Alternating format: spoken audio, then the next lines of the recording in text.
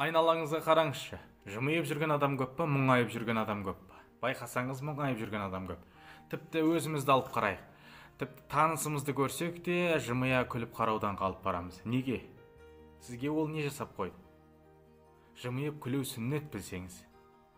Осы мәселе мені қынжылтып, жыр шумақтарын жазуға мәжбүрледі. Сіздерге арнап, мейірімділікке шақыратын «Мейірім керек адамға» атты өлеңімді қабыл алыңыздар. Кін артпа бекер заманға, не болса солсын санаңда. Жылы сөз айту үшін де мейірім керек адамға. Бастайық жақсы қадамға, айтамын саған оған да. Жылы сөз есту үшін де мейірім керек адамға.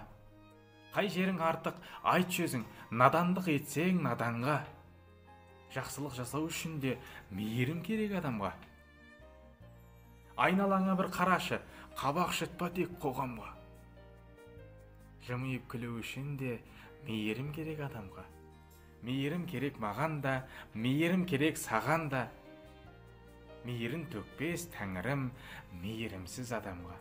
Алла тағала да мейірімсіз адамға мейірімін төкпейді екен. Мейірімді болайық, бауырмал болайық, бір-бірімізге жымия күліп қарайық. Ассаламағалейкум, аман болыңыздар.